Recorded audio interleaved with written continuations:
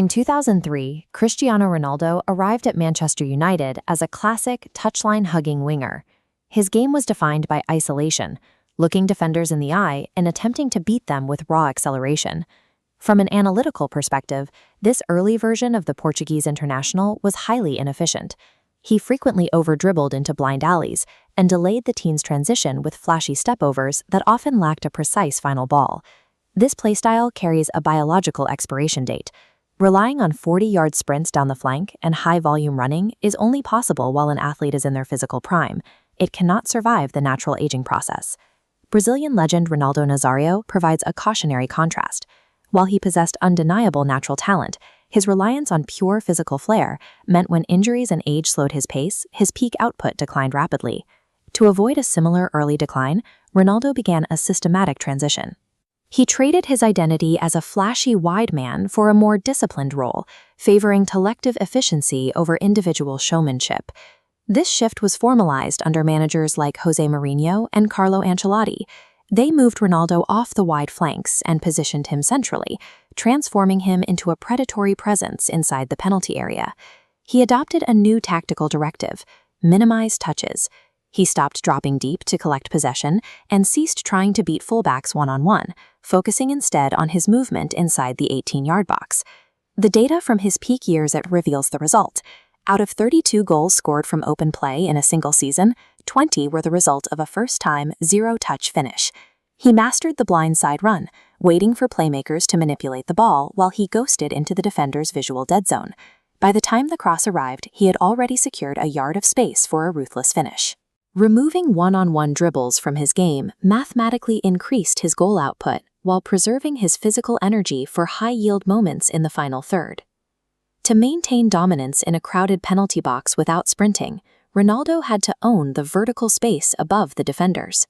He traded horizontal speed for an elite aerial leap.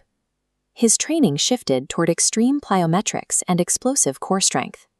This specialized physical conditioning allowed him to generate massive force in an instant, even from a dead standing start. This culminates in the biomechanical sequence of the bicycle kick, a violent plyometric launch, a split-second spatial calculation in midair, and a high-velocity kinetic strike.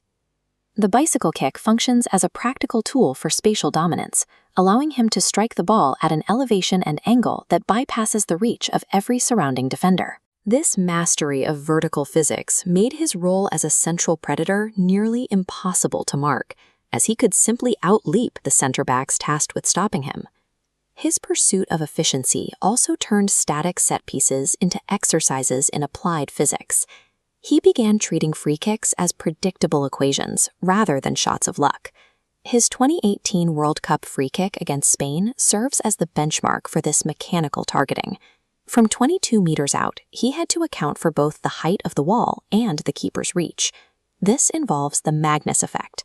Striking the ball off-center creates an uneven airflow boundary layer, forcing the ball to curve. In Sochi, it generated a 4.9 Newton side force and a 3.9 meter deviation, pulling the ball far out of the goalkeeper's reach. By leveraging these aerodynamic principles, Ronaldo removed the variables that typically cause players to miss under extreme pressure. In his later campaigns with Juventus and Al Nassr, this evolution reached its final stage. He had become the ultimate number 9. He now conserves nearly all of his kinetic energy during the build-up, remaining largely stationary until he identifies the specific window required for a single high-yield burst. This rigid focus on clinical outcomes can create friction within a squad, but it establishes him as a specialized leader capable of performing when a team's tactical structure begins to fail. His career-long adaptation provides the mental rigidity needed to perform in these moments. Even in a hostile stadium, his clinical precision allows him to execute the one decisive action that alters a match's momentum. Cristiano Ronaldo's legacy is the blueprint for athletic longevity. He proved that when the biological peak inevitably fades, ruthless tactical and mental evolution can sustain a position at the top of the food chain.